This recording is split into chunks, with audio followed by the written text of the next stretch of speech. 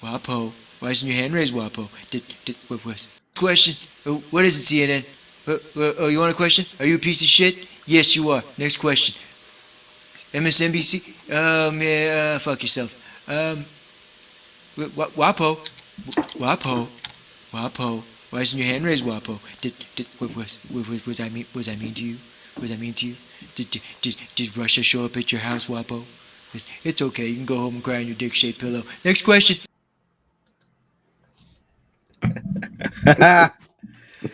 You kind of miss him, don't you? A little bit. A little bit, yeah. I mean, relative to what's in there relative. now, right? It's funny. Most people hate him for his mouth. They'd be like, "I love his policies, but I hate his mouth." And I was the other way. I was like, "I fucking hate his policies, but he's fucking hilarious." Yeah, yeah. I liked that. He said. I mean, he came up with fake news. That's the best. Mm-hmm. That pissed him off more than anything. You're fake news. Yeah, so good.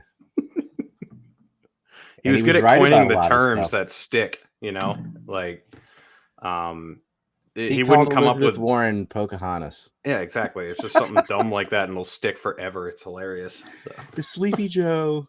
He's like a bully from the 80s. That was an 80s tactic. Just let everybody give somebody a nickname. Yeah. I love it. Yeah. He even did polls. Which is better, Sleepy Joe or what was the other one? Like, no, I don't know. Ready to say it doesn't matter. Here he is, though, talking about an energy. You got to hear this. I do it right. Trump or Biden? Biden. Yeah, right. He only reads the teleprompter. Let's see if I can get this. Oh, I have to wait a second, I guess. Would he close down the oil industry? Would you close down the oil industry? By the way, I would transition from the oil industry, yes. Oh, I would transition. A big statement. It is a big statement. That's a because big statement. I would stop. Why would you do that? Because the oil industry pollutes significantly. I see. And here's the deal. But that's you can't a big do statement. That. Well, if you let me finish the statement, because it has to be replaced by renewable energy over time. And I'd stop giving to the oil industry. I'd stop giving them federal subsidies. He won't give federal subsidies to the gas. Excuse me, to solar and wind. Yeah. Why are we giving it to oil industry? We actually do give it to solar and wind. And that's maybe the biggest statement in terms of business. That's the biggest statement. Okay. Because basically what he's saying is he is going. We got it. We have to get Jackman to do that. Ooh, yeah. His facial expressions while he's talking. But he was right, and this is the last one I play, I swear. But here's another one. We are energy independent for the first time. We don't need all of these countries that we had to fight war over because we needed their energy. We are energy independent. I love solar, but solar doesn't quite have it yet. It's not powerful yet to really run our big, beautiful factories that we need to compete with the world. So False. It's all a pipe dream. But you know what we'll do? We're going to have the greatest economy in the world. But if you want to kill the economy, get rid of your oil industry. You want, and what about fracking? All right, let me allow Vice President Biden to respond. I never said I oppose fracking. You said it on tape. I did. Show the tape. Put it on your website. I'll put it on. Put it on the website. We are going to get rid of fossil fuels. Would there be any place for fossil fuels, including coal and fracking, in a Biden administration? No, we would work it out. We would make sure it's eliminated. Well, the thing is, like, even the funny thing about Biden's whole campaign and presidency is that he's been like, he has to placate the insane people on his side, but at the same time, he's not really like it's so fucking funny to watch him like try to juggle keeping his old roots while also trying to placate these insane people at the same time, and he just can't do it. It's fucking hilarious to watch. Well, he just openly lies about it too. But yeah, those two clips, that right there is why he's not going to get reelected. It's going to be the price of gas and the inflation. Yeah. If you want to ruin the economy, gut your oil industry, Trump said. Yeah. But they're doing it for the sake of ESGs. It's not just like the radical left environmentalist. That's a pretext. the real reason is, well, you can use this do-gooder facade to use government subsidies to prop up overpriced industries that don't work, but it has so many investors that they can't turn the ship around. Talked about that with Clint Russell a little bit. So I want to ask you about your trip to Las Vegas. I know what happens in Vegas stays in Vegas, and not this though. Clint, avoid, put fingers in your ears, please. No. Yeah. But well, first of all, what was the event in Vegas? Freedom Fest. So I went last year too. I guess every other year it's in Vegas. So they do Vegas and then they choose some random place. Last year it was South Dakota. And this time I had a booth. So I had a table selling stuff. Did some networking with some other people, telling them about the show. And then like Rand Paul, John Cleese, Andrew Yang, a whole bunch of fucking people came, gave speeches. And just to be clear for people, Freedom Fest is not a libertarian event. It's just an event. Because people will criticize, well, look at the libertarian event, Freedom Fest. I'm like, why? Because some libertarians were there? Yeah. Yeah, it's very right wing, actually. It's kind of like libertarian. There are libertarians there for sure, but then there's also like just kind of, well, there was Andrew Yang, Mr. Universal Yeah. Basic Income. I mean, you can't get more or less libertarian than universal basic income. I remember last year we had a moment of silence for patriots who stand for freedom, and one of the guys they mentioned was fucking Donald Rumsfeld. So that gives you an idea of how unlibertarian it is. It's not very libertarian. Was that right after he died? Yeah, because he died last like May or something. I think it was last. That's on my calendar. I think it was it was like May, June. I don't know. Yeah. It was sunny. That's all I know, because the sunshine comes out when demons go back to hell. Make sure you have a rum on ice. Oh man, what a piece of shit. So Freedom Fest, and Fuentes was at the event. Yeah. Well, he was going to be. So there's this guy named Jason Rink who made a documentary about him, and you might take issue with this because it was called "The Most Canceled Man in America" about Fuentes. But well, first of all, I'll take issue with the word man. Secondly, I was canceled off the internet before he was out of middle school. But anyway, I had a whole talk with Jason about this. I was like, you guys you're gonna have a ton of contention with Ryan over this title. But anyway, he made a documentary about how Fuentes has been like put on the no-fly list, had like $500,000 in banking assets frozen, and then kicked returned off of and then kicked off of like all these websites and everything. And so he was going to premiere the film at Freedom Fest, and then he told the Freedom Fest guys, if you want, I can ask Nick if he'll come for a Q&A, but he's kind of on the fringe, he's a little controversial, so you might not want to do it. And so then instead of like checking up with him again, I guess Freedom Fest just went ahead and said Nick Fuentes is going to be at this event, and they announced it, sent it out in their newsletter or whatever, and a bunch of people fucking freaked out saying, what are you doing? You're inviting a Nazi, blah, blah, all this stuff. And so they got it. And to be fair, and neither one of us really give a shit what Nick does. He's not a Nazi. No. Yeah. Yeah, totally. But anyway, a ton of people fucking freaked out, and they said, you can't have this guy here. This is crazy. So they said, okay, all right, fine. I guess we won't have him here. And then they went so far as to say, actually, you can't even premiere the film here anymore. So then they wouldn't even let the guy Jason on the property. They wouldn't let him in the hotel, wouldn't let him come. It's called The Most Banned Man, and they banned the film about the man. So then they, before they like kicked him all the way out of Freedom Fest, they asked him if he would help host a panel on freedom of speech. This Jason, I'm sorry, I can't do that. Like after you guys canceled my film, you want me to talk about free speech or whatever? It's crazy. We should have got in there and said they canceled my film. I mean, yeah. But then he decided, I guess I'm going to screen it anyway in Vegas. So Nick Fuentes actually did come out with a bunch of his Groyper fans or whatever, and they screened the film. So I was out there. So I'd been talking with Jason off and on, and I asked him, hey, can I go see this thing too? And so I went and I watched it. So it was interesting. Do you know the first video Nick ever got banned was What's a repost. Well, it was me. It was talking to no me. way. Yeah. Same with Adam Green. The first video he had removed was when he was talking with me. Is it that one where you guys are debating religion and genocide and stuff, or was it another? No, one? it was like Sacha Baron Cohen did some, dick riding speech to the ADL or whatever. We were just both criticizing it, and then the Nick, I think it was the one he debated me, and it was on JF's show, and he reposted it and he yanked it. Yeah, it's like, well, I mean, I'm sure he was real sad about that because he's got his clock clean in that debate. I mean, he's basically painted himself in the corner supporting state genocide. Yeah, he looked like a psychopath. But everyone talked this kid up. He's like, oh, he's young, but he's real smart. I'm like, no, he isn't.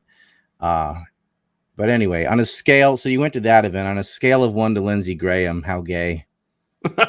Yeah, it was up there. It was probably the gayest thing I've ever been to. And I don't mean they were like having gay sex or anything, but they were. It's like this. That would have been less gay. That would have been less gay. Exactly. It was just like super, super straight laced and just all these guys in like these pressed white shirts and like they were all like, I don't know, the guys who are super, super put off by any sort of degeneracy at all, I always feel like they're protecting themselves from something. So like Mike Pence, I'm pretty sure he's actually kind of gay. I just get that vibe from anyone who's like super homophobic. And that was kind of the vibe I got at this thing. And I think there was one woman there. And yeah, the rest. I think there was one woman there. Yeah. So, well, women don't want to hang out with a bunch of incels. I'm shocked. Yeah, exactly. And I didn't get any fucking. Wait, it wasn't Blair White, was it? Yeah, I said there was a woman there. So. Oh, okay. I don't know. I mean, that's nowadays they call guys girls, so whatever. Yeah. I feel like if you put all that effort in, you get the bottom surgery and the hormones and all that. It's like, okay, good enough for Thailand or something. Yeah. It's not enough if you do none of that though and want to be woman of the year. You got to at least try a little bit, is what you're saying. Well, it is funny that first guy becomes the girl, wins woman of the year. Like we beat them even in that. I know men are so much better at everything, including being women. So. Including being woman of the year. I mean, I don't know if I saw part of the new Matrix movie, and I think both the Orzechowski brothers transitioned to female right now, and the new Matrix film is just awful. So I never saw the third film because someone's told me it was just Christian propaganda, and I was like, oh, yeah. No. I mean, yeah, the place they're going to, I think, is Zion in the movie, isn't it? Isn't that what it's called? Yeah. Yeah. But the funny thing is, nothing like, screams I've broken the Matrix and see through the BS and are tied to reality more than religion. Yeah, exactly. But the joke there was like the movie they made when they transitioned to women was so much worse than when they were men. So they're even like better at making movies when they were men, and then they become women, and they can't even make movies anymore. So men were just superior, I guess, in every way. I don't know. They've been pretty good at butchering stuff. Dan and Dave, I'll never forgive them for Game of Thrones and then Star Wars. I'm never a Star Wars person, but I know people like Scott Horton used to be. I mean, I think it's over for him too, but yeah, it was a big part of some people's childhood. And man, it's like the bleeding won't stop. Like, leave it alone. They keep making prequels and stuff. It's like, just stop it already. This isn't Star Wars. Even Star Wars fans, like a lot of people who did like Star Wars didn't like Star Wars fans because they went overboard. Even they're ashamed of one another after what happened from Disney, right? It's like January 6th. They just like have turned it into something that it didn't used to be, and they just keep resuscitating it forever. And it's like, guys, just fucking leave well enough alone. It's the same thing with Star Wars. I think even the actors in it were like, we shouldn't have done this. I shouldn't have been part of the next ones. We had a good thing. Let it go. Dirty about it now. Yeah, exactly. When it was tied to like Japanese philosophy, which is the original 3, it was cool because that's for most people, a very foreign concept but a very well developed one, just on the other side of the world. And so they had this. I mean, it's called the Jedi, right? It's the Jedi period in Japan, and they have lightsabers. It's all samurai stuff, and the master pupil, that whole relationship, and the organic versus the machine, and all this stuff. They just did away with all that. And there's a great interview with Joseph Campbell and what's his face, the guy that made the whole thing, Luke something, whatever. George Lucas, that's him. There was a good interview between them discussing all that stuff, but he just got to a point where no one would tell him no. And then you realize, hey, George Lucas wasn't a genius after all. It was like a team of people. And then he thought anything he said, they're like, well, George Lucas said it, so just go with it. And it was Jar Jar Binks and whatever. Like, it went bad. It went sour real fast. I guess woke. There's like a libertarian message to the original ones, and then even like the sequels or the prequels are better than the sequels. The sequels are just complete trash. The prequels, at least there's this message of like, look, we had a galactic republic that was constrained by law, and then we gave up the parameters of the republic and adopted an empire in a case of emergency or whatever. We gave up our civil liberties to try to squash some threat. And that's a very like America relatable idea, that we just give up our freedoms to try to squash some temporary threat, and it never goes away. Yeah, there's nothing more permanent than a temporary government program, to quote Reagan, to Israel, something from Reagan. The Sus Boys. Well, how was the documentary about Nick? It was good, and I honestly, like, I haven't watched Nick much. I've seen him talk to you and Dave, and then I've seen like out of context clips taken of him saying shit. But I haven't like sat and watched him for hours, so I didn't even really know what his deal was. He's not so bad, and I don't understand like why this is not a threat to anything, but they censor the hell out of him anyway. A lot of his trouble started with some Shekelchatter that asked, like, I have 6 million cookies in 15 ovens. How long will it take to cook these cookies? And you know what that's referring to. And like Nick didn't even say it. He just read it. He just read, someone wrote like, haha, funny. I get it. You're saying the Holocaust thing, but like, that's not the Holocaust. That is a Steven Spielberg thing out of Auschwitz. And that's not how they disposed of the bodies. So it doesn't matter. But yes, you cannot burn 6 million people in 15 ovens. You'd still be doing it now. And they didn't have to. They put them in burn pits. But that got him in trouble. That's one of the sensitive things. And I don't know. He kind of dog whistled to the alt-right sometimes. He wanted like a white ethno state, which is a joke. But who gives a shit? He didn't have power over anything. And okay, that's a dick thing to say. It's not illegal, and he shouldn't be censored. Yeah, well, here's the thing is if he had been allowed... So, well, let me start with this. Like, when you debated him, I agree with you. You kind of fucking cleaned his clock. I was holding back because I didn't know who he was. If I had known who he was, I would have been a lot more mean. Yeah, but exposing him by letting him debate you, just everything he had to say kind of fell apart. But when you censor him and you don't let him talk, then you start legitimizing whatever he says, because then there's no opposition to it. So if he had been allowed to come to Freedom Fest for Q&A, there probably would have been a lot of conservatives and libertarians who were kind of critical of him, who would have gotten to ask him questions and would have gotten to cross-examine him or whatever. But instead, since he was censored, he was in a theater with 150 of his Groyper fans who are just like building him up and singing his praises and everything. So it's like, did that really accomplish what you guys want to? Because all you did is bolster him, make him feel like he's validated in everything he says, and have a bunch of people who agree with everything he says, tell him how great he is. So I just think it's the whole... I'll give you another example that retarded. Kind of reiterates what you're saying. And you could do this for like televangelists or anybody in the kook movement for whatever, right? Joe Rogan, who used to be a kook, did a show called Joe Rogan Questions Everything, right? So he went to like, I don't know, like the chemtrail people or something. And these people, written books and 1 million+ something views on YouTube on their rhetoric and da-da-da-da. So he goes there and he asks them, and then he'll bring in someone on the other side to say it's contrails. It just debunked the ever living bejesus out of it. And what happened was that was the end of it. Like once they were on that show, half their follow. I mean, you got the dogmatic types, but it was like, oh, there, every point they made was explained. Like, no, that's because of this. No, that's because of this. And then they had nothing left. It's like that kind of dialogue was what was needed to deflate that balloon. And I think the same thing, the best thing to get rid of dumb ideas is sunshine.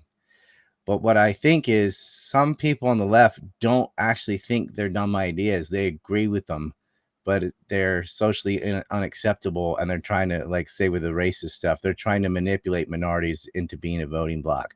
So they want there to be a degree of racism to scare people and say, look, you need to vote for me to protect you from this thing.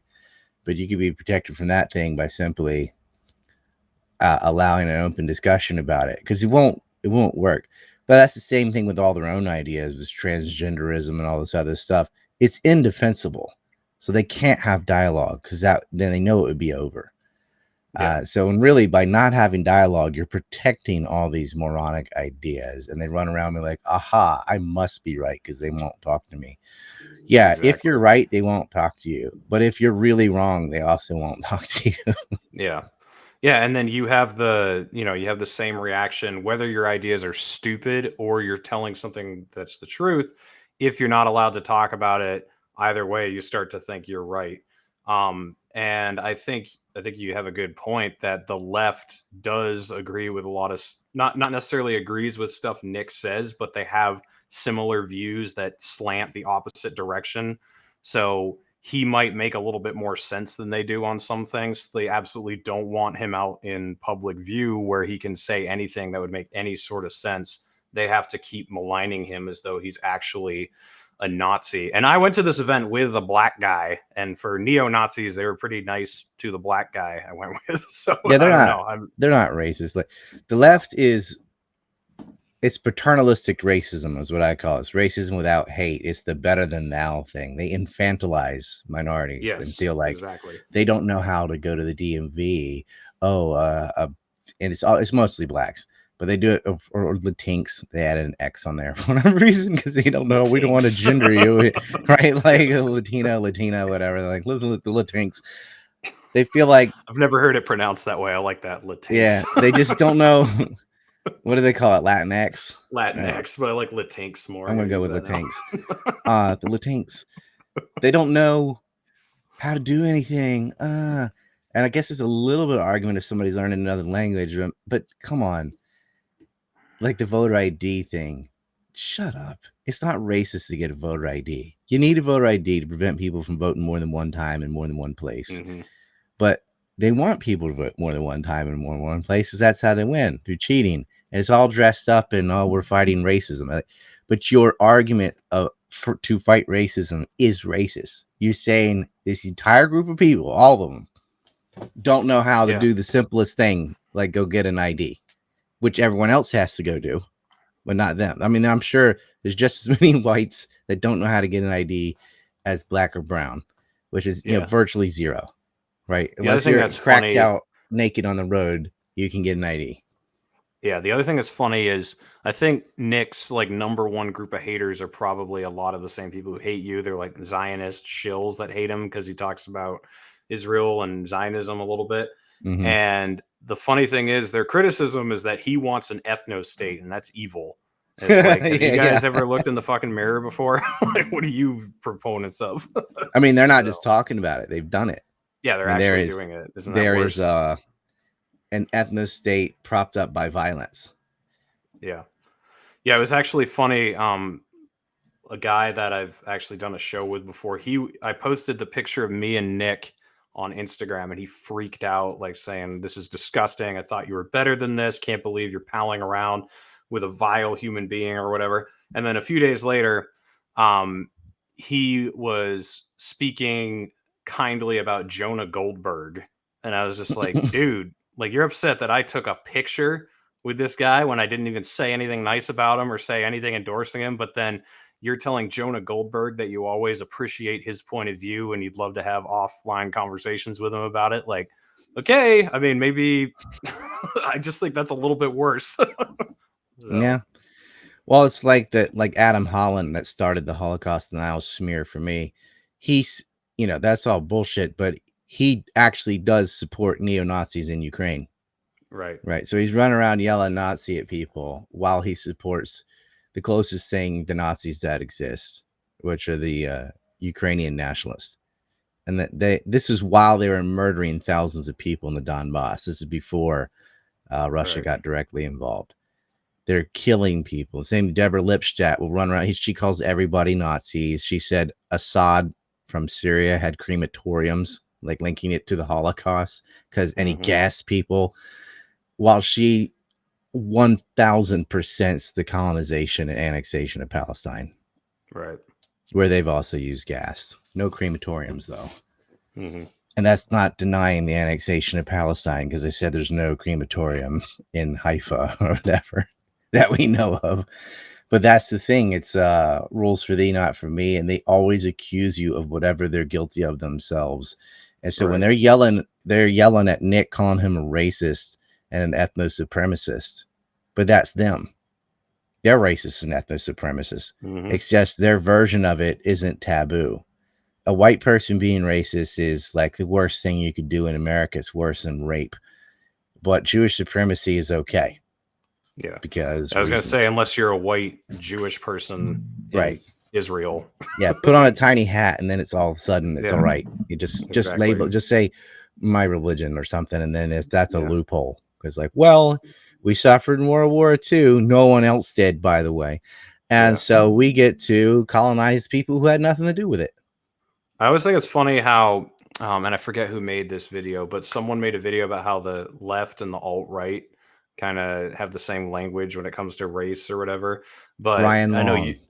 That's who it is, Ryan Long. And I know you said this, but Nazis and Zionists talk the same way about Jews and other white people. Like when you're a European or American white person who moves to Israel, you're still a white person and you're you're killing brown people. But the Nazis and the Zionists are like, no, Jews aren't white people. It's like, okay, whatever. Looks pretty. The only two groups that view Jews as a race are Nazis and Zionists. And that's something Greg Felton wrote about that in the Host and the Parasite book. And people call him a Nazi too. He's not at all.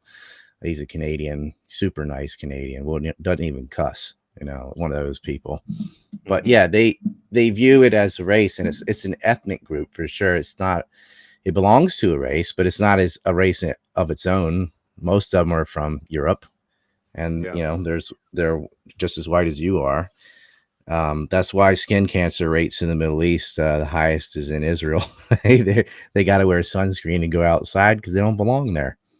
I mean, they can move there. The only other religion they kind of do that with is, well, I guess they do it with Hinduism too. They used to do it with Hinduism. They had a caste system based on race.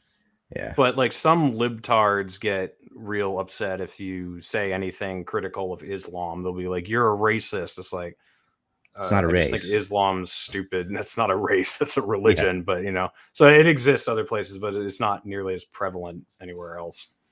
You'll get that too. Like Japan's pretty xenophobic in the eyes of everyone else. But it's not racism.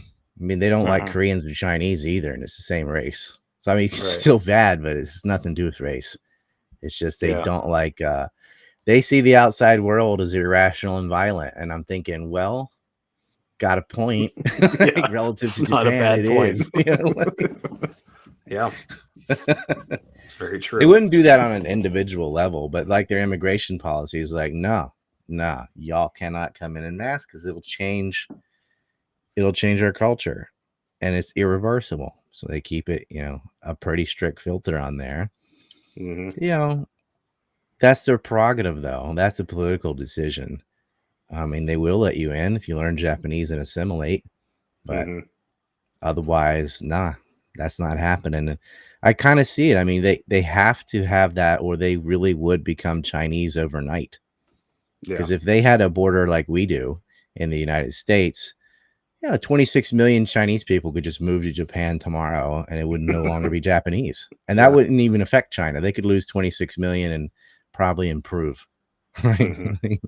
Yeah. That's how that is. The people always confuse race, ethnicity, and nationality like they're all interchangeable, and they're not.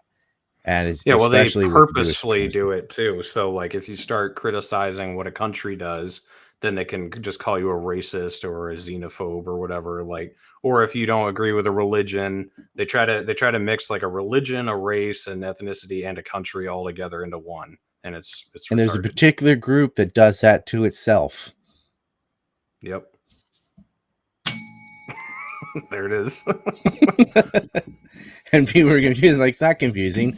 A bunch of white Europeans moved to the Middle East, said, "Oh, we're Jews from the Bible," which don't exist, and they are not. The Hebrews were there, and colonized. It's the last colonial vestige of colonial empires is Israel. Like everyone else, France, Britain, they all knocked that off, except for Israel. They openly going in and colonizing, and still are. They're still ethnically cleansing the West Bank. They build homes for their self-proclaimed race and only themselves, and no one else are allowed to live in a settlement.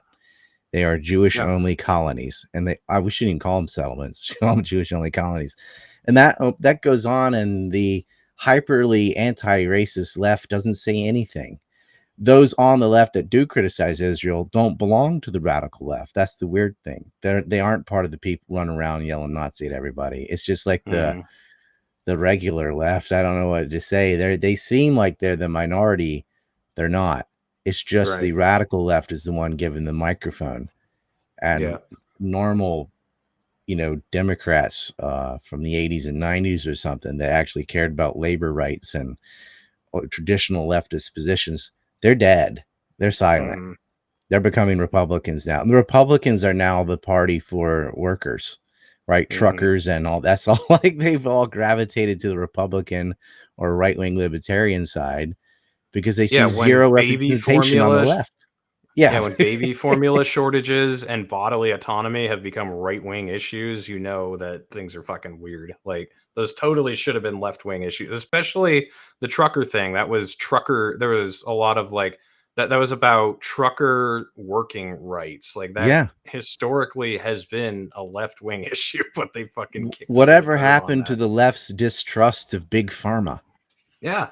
Right. Within 2 years, it just because they hate Trump and they didn't want Trump to be right about anything. So they just landed on the opposite of whatever he was.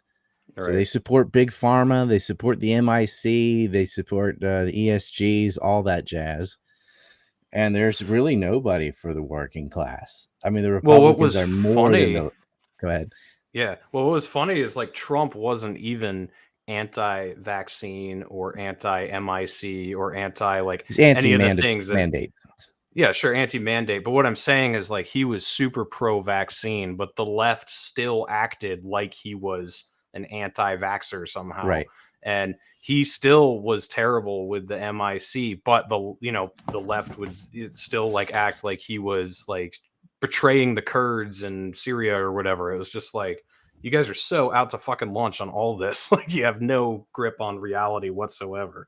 Yeah. I mean, he did put in the deal with the Taliban to end the war in Afghanistan, but that was going to happen in Syria and Afghanistan. And his own generals just lied to him about the numbers.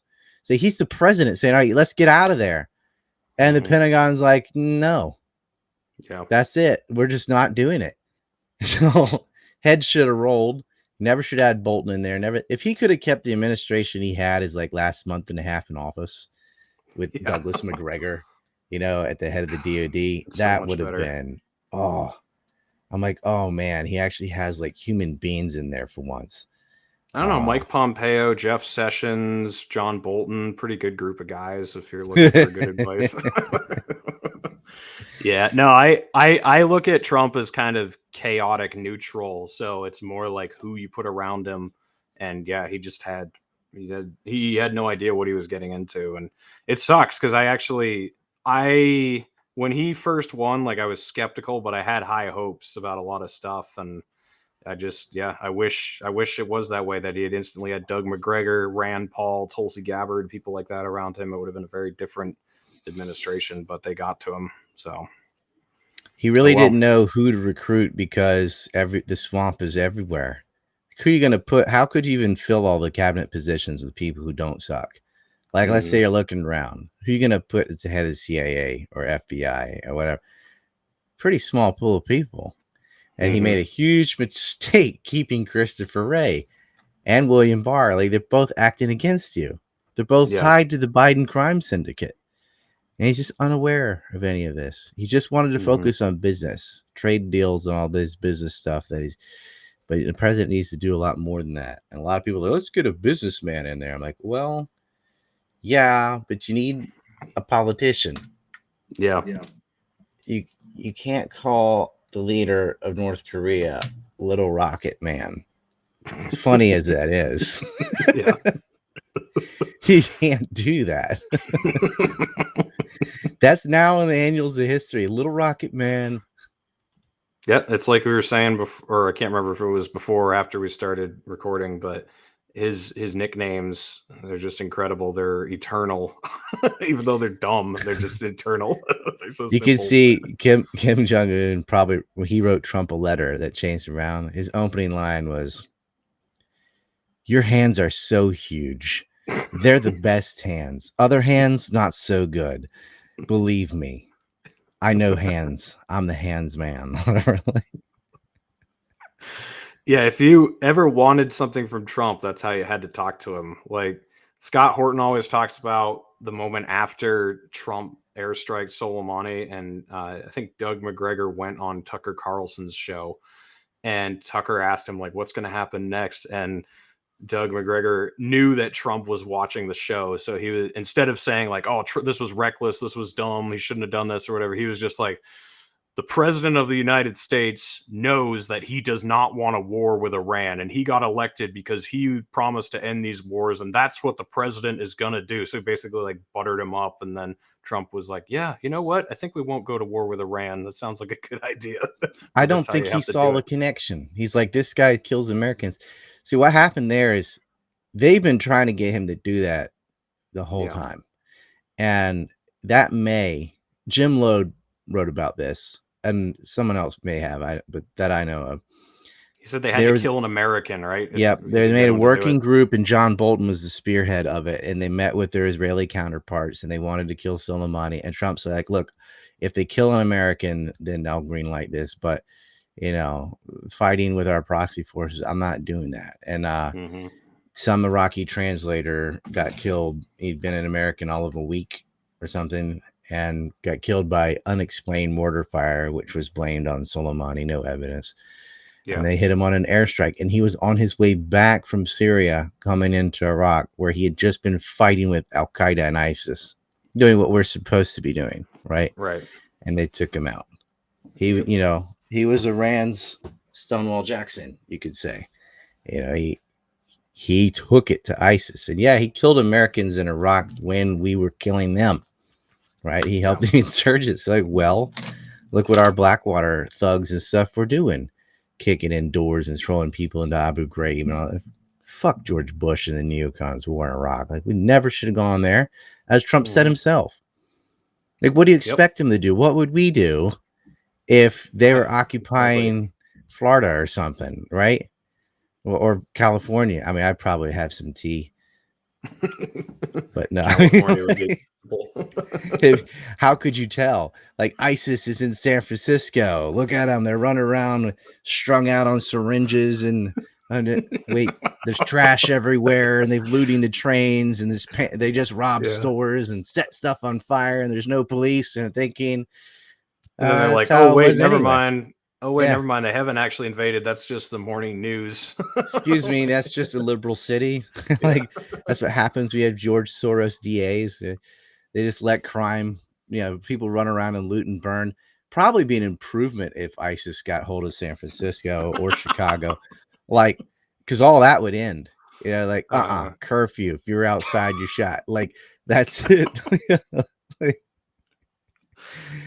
I would rather live under Sharia law, which I would not want to live under at all, than I would liberals.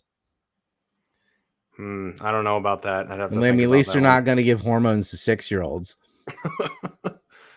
That's right? true. They just Like, stone you if you get raped instead. you go it's to not school, much of a trade-off. you actually learn stuff like academic subjects. You're not just talking about race and feminism all day and, you know, talking about sexuality to 5-year-olds. Like, all that would be over. Yeah, I mean, they women go would too have to far. dress like a beekeeper, but it's a Yeah, I was trade-off. gonna say they go too far the other way, so that's why they're all fucking goats out there because they have no, they don't have any release. Like you can't even look at a woman's ankles until you marry one. So, Well, you can marry more than one. It's true. You just gather them, but yeah, that's the jealousy. Like, oh, somebody else is looking at my woman's feet. Okay. Yeah, they're not property. Yeah. No. But I think they're scared to death when they look at the Generation Tinder club scene. Everybody's a hoe, and they think that is the natural consequence of just letting things go. Right? There's no in the middle. Right? Yeah, and I'm sure that does scare them. They're like, oh yeah, there's people basically walk around naked and twerking, and like, who wants to wife that? Nobody. Mm-hmm. And they're not. Younger people are not getting married. When they do, they're getting divorced. And a lot of that has to do with the looseness of women trading up, looking for sugar daddies, guys looking for whores, trying to have more than one girl, all this stuff that they think's okay. And I don't think the moral fabric's degraded because of lack of religion.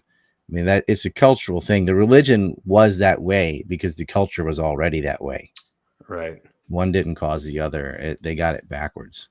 Japan it's not religious. They're still monogamous. I mean, it's not part of Islam or Christianity. It's just part of common sense. And that's being degraded with this trade up society where the assault on sexuality is really a method to break up the nuclear family. Mm-hmm. Because everything goes to shit when you kick dad out of the house. Yeah, I think that's true. I think that, you know, the ultra conservative Sharia law types, or even like the ultra conservative Christians in the country, they're validated by this ridiculous degeneracy that exists. You know, like they're kind of like validating each other. Like the degenerates are pointing to the extreme Christians and what they want to do, and then the extreme Christians are pointing back at them saying we have to do this or it's going to end up like this. Where I agree more with what you're saying. Like it's not that we all need to be in church on Sunday and we all need to be reading the Bible and we all need to be doing this and that. It's just but maybe some of them do. Apart. Maybe we don't. Right. But and I'm looking like you get an entire country like Japan is 80% atheist. It's the most conservative country on earth outside of, you know, Sharia, whatever. But they don't. You have complete freedom here, whatever. You can dress however you want, but women aren't acting like whores. And the guys, it's just a different culture. But I think a lot of it's media, and I think a lot of it's psychological damage. And a lot of Western society from other things that Uncle Ted talks about, that people trying to validate themselves either by collecting trophies. Well, it's collecting trophies either way. If you get sugar daddies or whores, like it's external validation. It's the Instagram generation of look at me at my fancy background. And it's just, okay, you're just being a hoe and drinking at different expensive locations or something. But that is social status, and it shouldn't be. It's like, well, I mean, for the guy, I understand if you're out on some yacht or something, he had to work 20 hours a day for most of his life, put in a couple decades to probably buy that boat. But a girl, all you got to do is be 18 and put on a bikini and you're invited, right? You didn't have to do anything. So like, why is there any value that, oh, look at me, I'm on a fancy rooftop and wherever, or I'm on $1 million boat, or I'm like, yeah, well, you're also a girl. So that's really easy to do. You just be a whore and you can do whatever you want. Whereas the guy, it's impressive. It's like, well, he had to do something, you know, must be a little clever or whatever to gain that. Yeah. But the Instagram generation, I mean, it is a look at me narcissistic culture, and that comes from insecurities. Yeah. It's always, even the guy that's got a whole bunch of women in a hot tub or whatever the hell it is. Okay. I understand that being fun, but why are you showboating that to everyone else? Like, this is success. Okay. You're still seeking external validation. Yeah. Yeah, the two things there. One is I was actually on a show earlier today, and we were talking about this because the guy I was talking to and I both grew up without video games and without social media. So we had to just go outside as kids and use our imagination and, go fight World War II in the woods with sticks or, fight pirates or whatever. Like that was just what you had to do. You didn't have this constant validation from other people, whether you're racking up your video game wins or sharing pictures of what you've done on social media lately. You just kind of had to validate yourself and entertain yourself. And I also realized at a pretty young age that tough guys, a lot of people think of tough guys as the ones who won't take no shit and won't let someone talk smack about them or whatever. But I figured out pretty early that the guys who actually are tough and don't really give a shit what anyone says about them and feel validated in their own being and don't have to, parade everything around and show everyone how awesome they are all the time. Those are the guys that go home at night and sleep sound and are happy and, feel fulfilled or whatever. It's the guys who are always like complaining, like, look at what I did today. Look at this. Look at me. Look at me. Look at what I did. They're always showing everyone all their accomplishments. And they're kind always of people like, that take pictures of food. Yeah, exactly. It's like if I you found this have meal. to do that, Congratulations. then you're not. Exactly. Congratulations, you found a sandwich or whatever the fuck it is. Yeah. Well, and I'm not saying there's nothing wrong with video games, whatever. They can be fun, and some people I know really love playing them, and that's fine. It's just that there are people addicted to those things too. There are people addicted to TV. There are people addicted to cell phones. But this look at me culture, the second layer that makes it worse is it's fake. There's somebody, I don't have an Instagram. I think I was banned on Facebook before Instagram existed. But what'll happen is they'll put a picture on there and it's chosen out of like 100 of them. And then there's filters and editing and all this crap. So it's not even them by the time it's there. The whole thing is amplified through faking it. And it's this virtual world they live in. They have an avatar of themselves that is being projected to make themselves like, oh, I want to gather the envy from other people. Gathering envy from other people is something that happens to children who are neglected by their parents and don't get enough attention. Yeah. And I think a lot of parents are doing that. They just set them in front of the TV or whatever and are self-absorbed into their own life, ignoring the kid. And the kid starts finding other ways to validate themselves. They're not having a strong family. It all comes down to that. Just watch your kid do stuff. It might be boring to you, but what they're playing and they're proud of what they're doing, they're like, look, mom, look, just fucking look. Yeah. Just watch them and go, that's awesome. Be engaged. It's hard. It takes patience and stuff, but man, your kid will be so much healthier and more developed than when you just ignore them, because they're going to stop asking you to look after a while because you never look, and they're going to turn into their little internal world, and then you've lost them. We had a Shekelchat from Dr. Eek that says 2 of my 3 favorites in one place. End all aid to Israel. I'm curious who's the number 3 besides Dr. Paul. I've got a good guess. I don't. I mean, which one? I was thinking Eric. Okay, yeah. They're both funny. So yeah, Eric's more of the horseman, I guess. Yeah. Oh, I'm looking forward to Eric and Adam Kokesh. Oh, he was. Oh, dude, I can't wait. It's gonna be great. He was a bit sloshed on the last one. We logged into StreamYard, and he's already like kind of 6 months sober though. I know. 6 months sober. Good. I'm proud of him. Anniversary of his father passing, and he gets sloshed. I'm not going to say anything to that. I'm going to do my impression of Eric Jackman. Hold on. So, Reed, give us your pitch, libertarian. Give us what do you say to normies? What do you say, Eric? We've already done this 4 times. What's your sales pitch to normies? That was funny when he said it like the 4th time. I was like, Eric, we've already been here. I thought maybe he's doing it on purpose now. Yeah. See, I was doing that on purpose, guys. Remember with Clint last year when he was like, guys, I'm not trying to take anyone's guns. He said it like 15 times. He is the kind of guy that when he drinks starts hugging everyone and says he loves them. Oh yeah. The happy drunk, you know, like yeah. Never belligerent. Never violent. When I was because I was still living out in Utah, but I came back to New Hampshire for Christmas, and Mike and I went drinking, and Mike got drunk, but not like slammed, and Eric was just gone. And we were walking out to the car, and I was behind him by a few feet, and like 3 different times he's like, "Where's Reed? Where's Reed? Where's Reed? I want to say goodbye to Reed before he leaves." It's like, "Eric, I'm right here. I'm right here." And then like 5 seconds later, same thing. But he's totally like the friendliest drunk ever. He's just like hugging everyone and saying, "I love you, man. I love you, man." But he's a sweetheart. Alcohol is the truth serum. It's like your inner person comes out. It's true. Oh, Dr. Eat said Clint, Reed, Hirto, life mate. Yep. Clint, I'm going to see him in a couple weeks again. I've seen him a lot. Survived a car accident together. Yeah, that was a guy just really wanted to make chicken really badly or something. Have you heard that story, like how that went down? Wait, that's why he was racing in his SUV to get a chicken? Well, Clint and I weren't in the same car. I was in my pickup truck and he was behind me.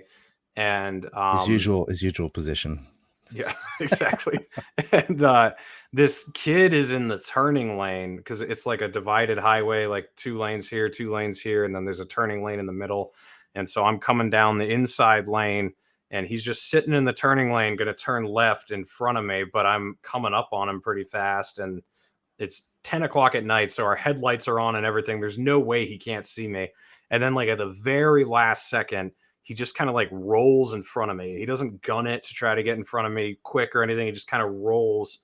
And he's so last minute that if you look at my truck, like he didn't even hit the front of my truck. He hit like the side and the driver door.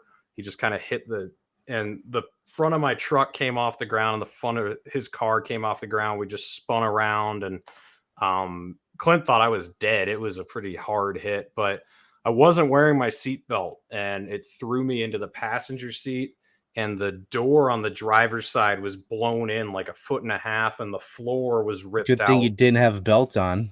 Exactly. The floor was ripped out from like the clutch pedal over. So if I'd been belted in, I probably would have lost my leg. But the other kid was fine too, and I was all right. I just had like a couple cuts and bruises on my arm, and that was it. But it was pretty scary. That's the opening to my intro, though, where all the police lights are flashing, and I say, "I'm alive. I shouldn't be." It was right after that. Man, what? And his explanation was, "I'm hungry." No, he was just turning into McDonald's. So I was like, that must have been. I don't know if the McRib was back or something, or what was getting him so excited, but he had to get in there, I guess. I mean, did he pay for all that? I mean. He did kind of piss me off because I don't know how old he was. He was probably 18 or 19 or something, but he's just bawling his eyes out. And he's like, "What am I going to tell my dad about his car or whatever?" And I was like, "Dude, how about, I'm sorry I almost killed you, sir." Exactly. And I was like, "Dude, look, you could have killed me and yourself, and we're both okay. So don't worry about the fucking car. The car can get replaced." And he finally chilled out a little bit. But yeah, it was quite a night. He's worried about his dad in the car. Mm-hmm. It's like, how about your insurance rate after this? Yeah, because when you're under 21, they really hike the fuck out of them if you make a mistake like that.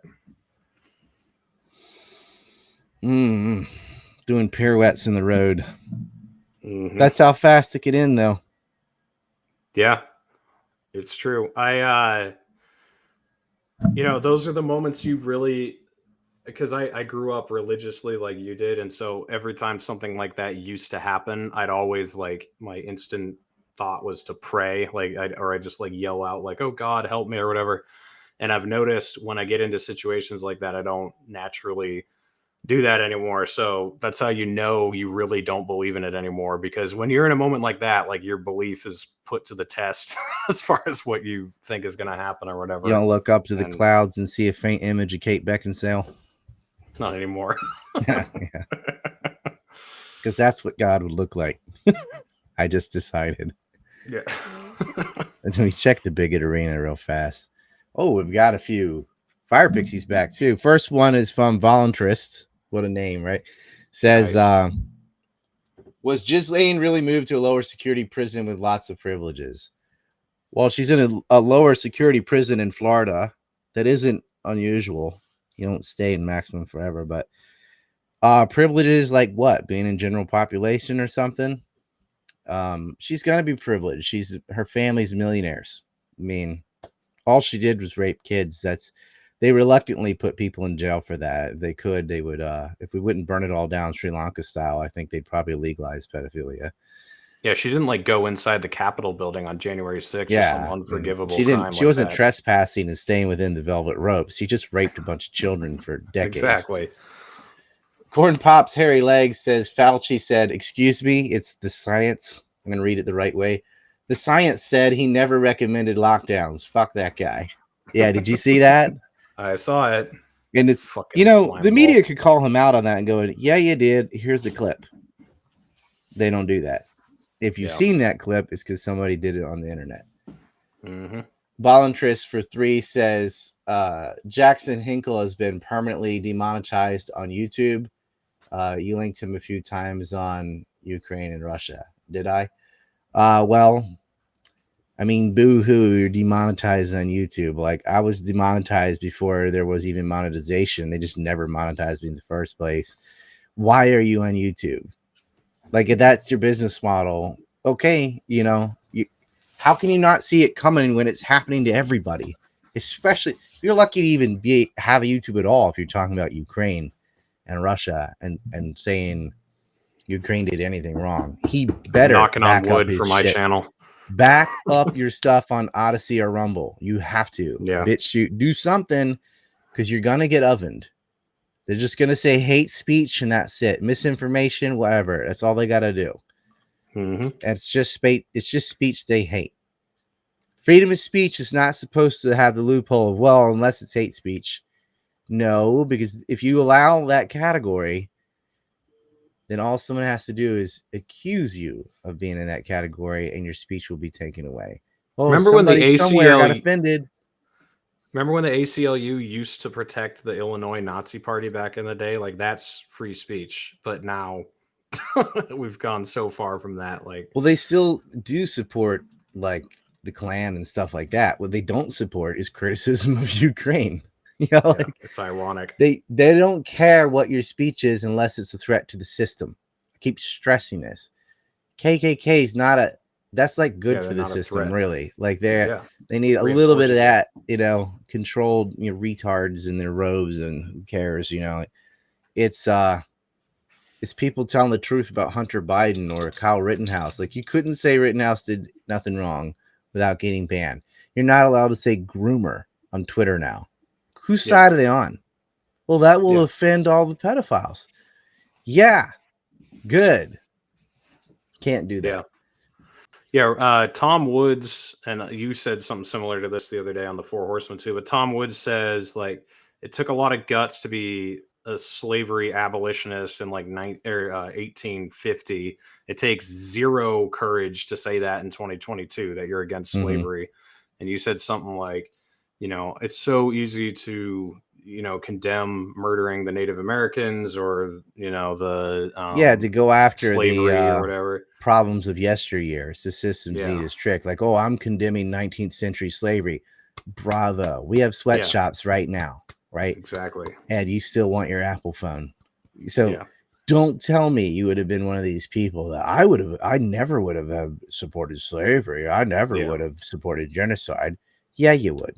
You're out there saying, well, Assad gassed his own people, making rationalizations for the wars in Syria and Libya and all these other leftist misadventures, supporting Nazis in Ukraine. You're a sheep. You'll do whatever they say. They say get 3 jabs and a booster, you will. And not only that, you'll yell at people who aren't wearing a mask for not obeying authority enough, right? You are or would have been the slave owner, the frontiersman, because you don't think for yourself. And the saddest thing is the people who are opposing the pointless starvation of children in Yemen, the annexation of Palestine, all through, they're being labeled racist and sexist and things like, no, we would have been the abolitionists of the 1850s. We would have been the ones going against the system. Yeah. You guys, you got Stockholm syndrome. The other thing that's funny is, and they're so proud of themselves. Like, oh yes, Jefferson had slaves. I'm like, Jefferson lived in the 1700s. Yeah. Yeah. The other thing that's funny is, they call us terrorist sympathizers when we're the ones who want to stop arming, or who wanted to stop arming Al Qaeda and ISIS in Syria. And then they call us Nazis. Well, they're moderate rebels. Literally don't want to support Nazis. Those are moderate rebels, and it's just a few bad apples in Ukraine. Yeah, moderate Nazis in Ukraine. They're moderate head choppers. Yeah, I mean, they chop off the head in a moderate way. You see. Yeah, it's a moderate cutting of a 12-year-old boy's head off of himself in the back of a pickup truck. It's moderate. Comment Channels dropped in a dead Lincoln on Odysee. It says, can you guys discuss $5 worth of current state of Libertarian Party, the good and the bad and the best current sect? Realize you already talked about that festival, so ignore that. Well, you want to talk about the good, bad, and ugly of Libertarian Party? Sure. So $5 worth. $5 worth. Let's see. So I think the Libertarian Party should exist to say the things that the Republican and Democrat parties can't say or won't say.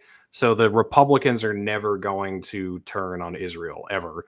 And they're never going to stop war hawking on China. It's just never going to end. So the Libertarians have to be like, yo, fuck you. This is dumb. We can't do this. So they got to be like the Northern Star. And then same with the Democrats. The Democrats are never going to actually, support criminal justice reform or anything. It's all going to be window dressing. So the Libertarians have to be like, no, fuck you. We're not doing this. So in most scenarios, like in Georgia right now, there's a governor race and both candidates are awful.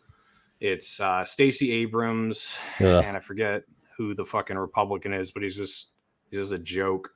And then last election in the Senate is the same deal. The Republican senator had a 20% constitutional voting record. So to put that into context, AOC has like a 60% or something. So this guy was just fucking awful. And then the Democrat that was running against him was awful too. So there was a Libertarian who turned that into a runoff election because he threw the, the tiebreaker or whatever. And so then what the Libertarians can do is they can say, look, if you want us to vote for you, you have to pull your head out of your ass on this, this, or this. So if there's like a okay Republican running, but he still has some retarded view about going to war with China or something, or wanting to put more sanctions on Iran or whatever, you can be like, look, we'll fucking vote for you if you knock this stupid shit off. And if you want to get the Libertarian support, you need to stop doing this. And then if it's like a Tulsi Gabbard type Democrat who's good on some stuff, you can do the same thing. You can be like, look, we'll vote for you if you knock this shit off on guns, if you stop trying to do assault weapons bans or whatever.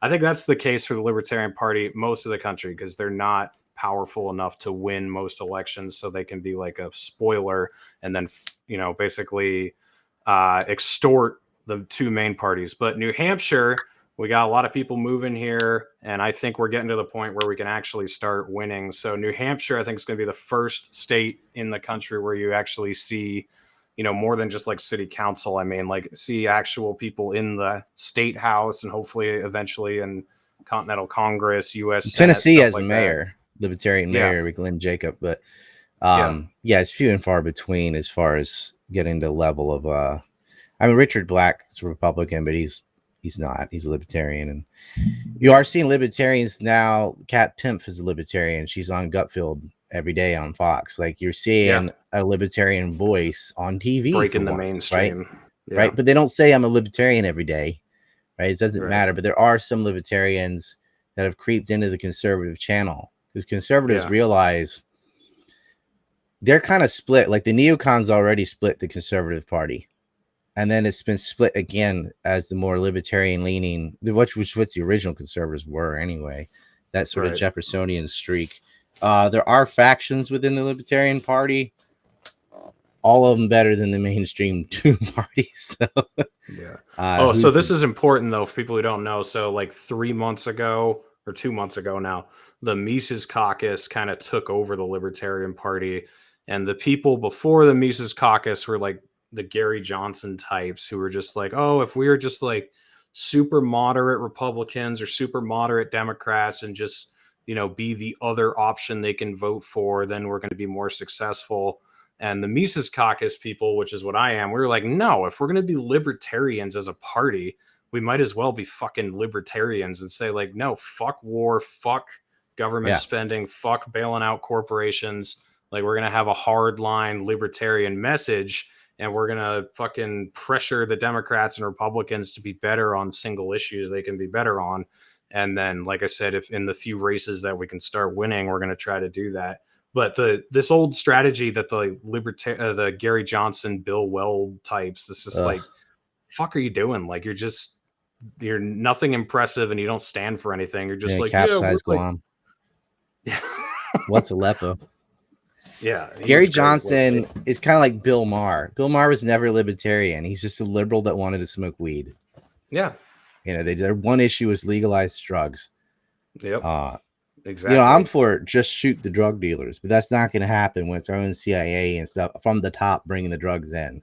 So the next best thing is legalization because you take out the market incentives for it. But I'm not pro-drug. I'm just being realistic way of something that we could actually do that would lessen the problem. Yeah. Right. And we've seen states where marijuana is legal. They didn't dive into chaos. Those people were smoking it anyway. Just make it more available and get rid of the black market incentives. That's all. I don't like how they legalize it, but then tax it. Because, the taxes are going to be spent on actual crimes like aiding Nazis in Ukraine or whatever. Exactly. Like if, it's funny because that's become the new Republican talking point, like death penalty for drug dealers. And they mean like people dealing heroin on the side of the street. It's like, well, I'd be on board with that if you meant like the pharmaceutical companies and, the CIA, then we'd be talking. I'd be on board with that. Yeah, Oxycontin and stuff like that. Well, I mean, smoking weed, nothing much happens. Paying taxes, that's violent. Yeah. Because that's spent on violent things. It's violence, it's an act of violence itself. You're stealing from people and you're using the money, you're spending on stuff they never would have spent the money on. Yeah, here in New Hampshire, there's been a bill a couple times to legalize marijuana, but the libertarians in the state house have actually kept it from passing. And the reason is because they're trying to pass it with a bunch of fucking taxes and regulations on it. And we realize if that passes, it's going to take fucking decades to get all the bullshit out of it. So every time it comes to the floor, we're like, look, Democrats, if you want to legalize marijuana, we're all on board with that. But we want marijuana to be legal like tomatoes are legal and regulated the same way. Just let people grow their own plants. Actually, there's some fuckery with tomatoes. Is there? Tomatoes, biotonically, are fruit. Right, comes from a flower, has seeds. It's a fruit. People think it's a vegetable because to get around fruit tariffs in the Caribbean, they decided we'll just call them vegetables. Really? And so they labeled tomatoes. I have a whole video about this. They labeled tomatoes a vegetable to get around the tariff to tariff tax. Like, oh, well, you tax us, we'll tax you, kind of thing. They said, well, these are vegetables now, and so that you cannot include them in this. And then, since tomatoes are now a vegetable and tomato sauce is the majority of what's on pizza in a school lunch, Michelle Obama rationalized that you can count pizza as a vegetable. So pizza is now a vegetable because it has fruit sauce on it. That's quite a story, though. I didn't know mislabeled a vegetable that is made to make pizza sauce for red pizza anyway. Made pizza vegetable, and they did that because they had to have a certain amount of vegetables or whatever in school lunch based on their own rules. So pizza's a vegetable. Only government can make pizza a vegetable. Well, cornflakes, that's a vegetable basically, right? No, I used to make that. Well, frosted flakes. Yeah. It's a vegetable. Right. Onion rings, French fries, popcorn, vanilla. Exactly. Technically vegetables. Cocoa beans. Yeah. Or is that a nut? I'm not sure. No, I think cola nuts are coconut. Yeah. Coconuts are fruit. It's infrastructure or racism or one of those. Yeah, it's institutional sexist racism. Sexist racism. That's a double They whammy just when need a it's word sexist for all of racism. them because they always list them off: racist, sexist, xenophobic, transphobic, homophobic. Blah, blah, blah, blah. I'm like, just say, Yankee. I don't know. just have a word that means all the prejudices. I guess we have that. It's called like. I'm not gonna go there. I had a person in mind, but I'm not gonna even give them the ammunition. Give them the fame or whatever. There's somebody that fits all those things. Yeah. God, they're just obsessed with that stuff. So the Free State Project, New Hampshire, is going well. Jeremy Kaufman running for Senate. You guys get enough signatures? We got enough signatures. He's on the ballot. So now it's about trying to get him into the debates. And we've been asking locally about like what percent he needs in the polls and stuff. And they haven't given us answers. Yeah, it's a fucking pain. Like they do everything they can to railroad, third parties. There is a guy who's running as a Republican, but he's got no chance of winning the nomination, unfortunately. He's another libertarian. His name's what's his name? Now Bruce Fenton, and he's a good guy, but he won't win. So it's going to be down to this. There's a couple front runners, and they both suck. Like one of them is a little bit more like MAGA, but he still sucks. Like as a senator, he's going to be a total hawk on Iran and China and all that shit. So I don't know. It's a toss up between them. I hope Taiwan keep Pelosi. Yeah. Do us a favor. Just don't give her back. The whole world would be like, I Taiwan. Everything, they'd be like, all right, you're independent now. Even China would be like, you know what, that was worth it. Yay. Hey, maybe that's the right solution. Like, just send her over, and then China will be like, you know what, we don't actually want Taiwan anymore. Not with that creature on there. You've heard the creature of Jekyll Island? Well, yeah. Way worse. She's almost as old as the Fed. Yeah.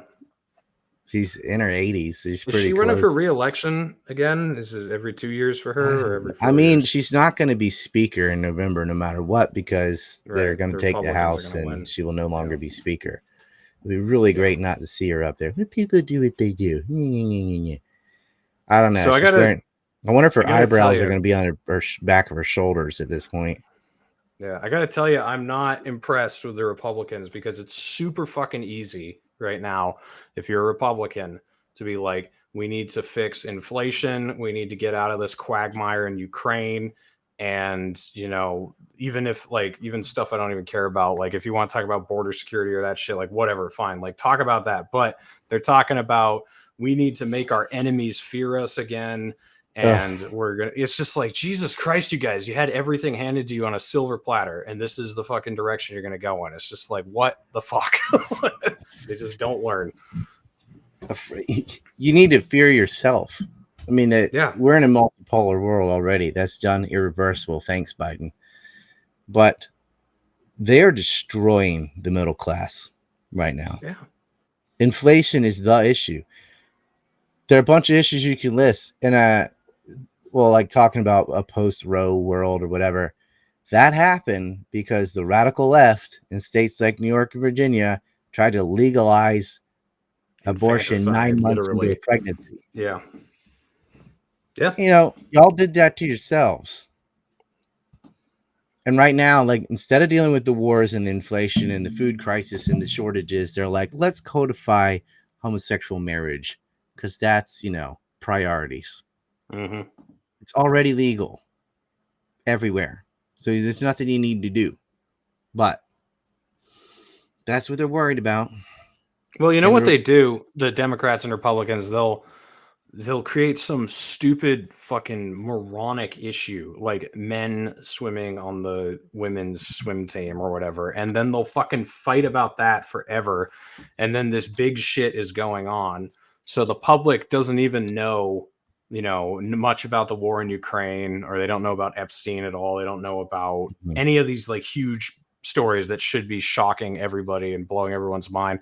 They're focusing on whether hot dogs are sexist or not. Like, that's what they're fucking arguing over. And it's a great distraction tactic. They're very good at it. And then they can draw. I know that's sarcasm, but I know the guy that got the professor in Washington to say peanut butter and jelly is racist. Yeah, I'm sure. And they wrote a paper, and it was like taken seriously. Is peanut butter and Google that, guys? Is peanut butter and jelly racist? In fact, you could write pick anything, a washing machine, a pebble, or whatever, and say racist, and they'll find somebody who's written about it. How is racist. Everything's racist. But then what you'll have is like Ben Shapiro and like Matt Walsh and like all these guys like going to war on these cultural issues. And then the conservatives and liberals, that's where they draw their line, is on, the swim team or the racist hot dog or whatever. And they don't realize like Ben Shapiro and AOC have the same opinion about what we should be doing in Ukraine. They don't even realize that anymore because they've been distracted by this stupid fucking thing that's been going on. Well, they've already forgotten Ukraine. That was so last month or whatever. Yeah, that was like 3 or 4 things ago. The team stuff, that should just be done. Men shouldn't play women's sports. That's it. You're a man if you have a penis. End of discussion. Right.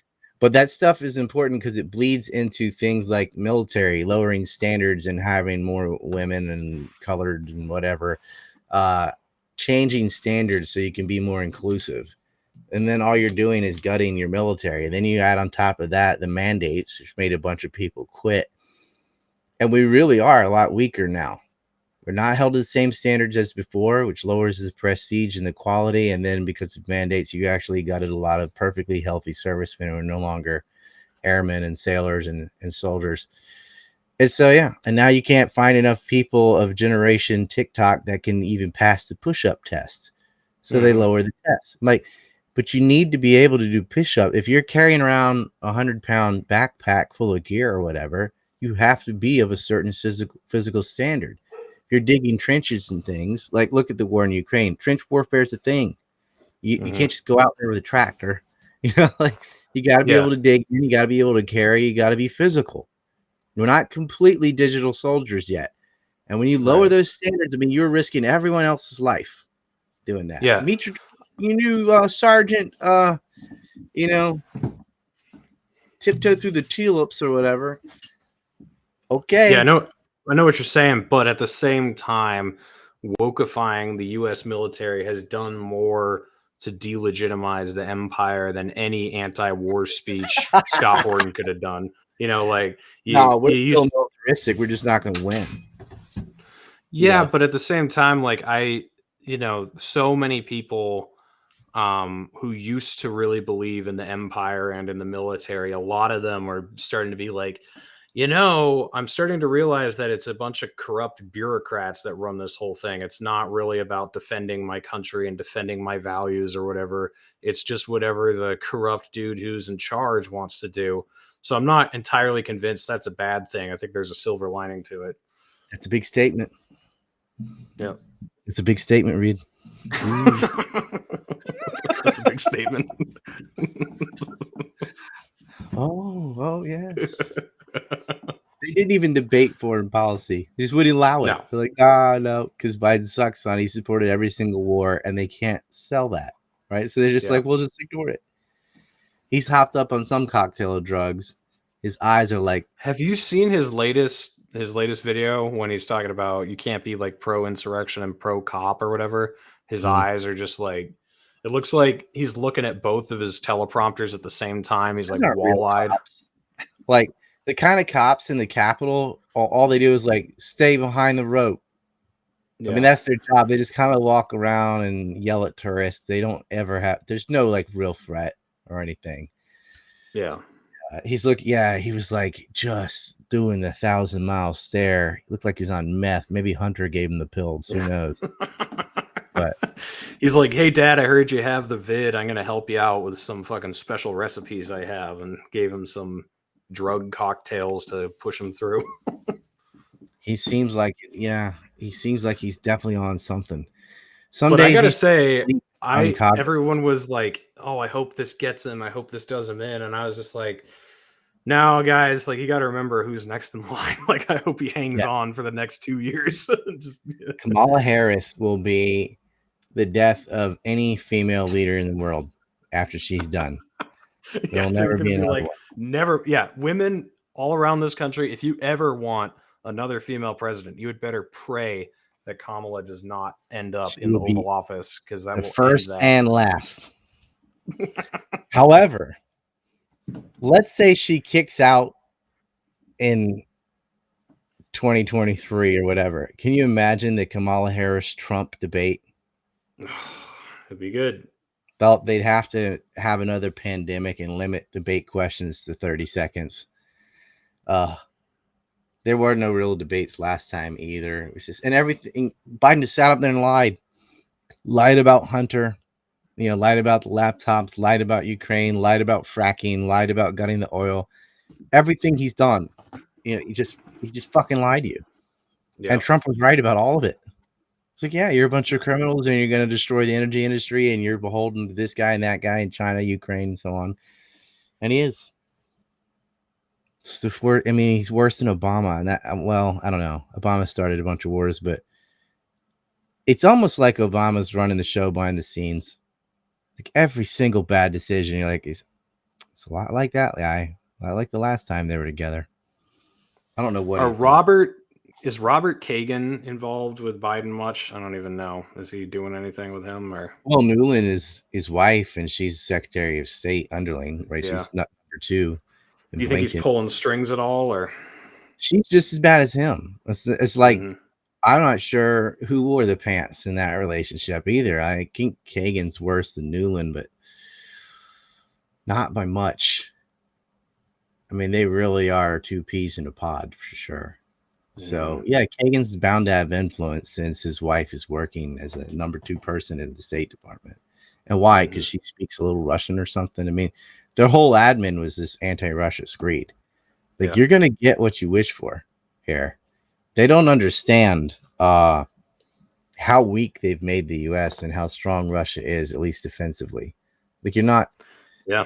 Well, it's funny. Everything I talked about with you when we did that stream right after the invasion, and then everything Peter Schiff said when I had him on around the same time, it's all happened. Like you guys said a lot of the same stuff about the SWIFT banking system and Russia diversifying its war chest, getting ready for this since 2014, all that. I still got to hear that Schiff interview. Like I like him. I've had him on the show. I should probably ask him back around so we can nerd out on that.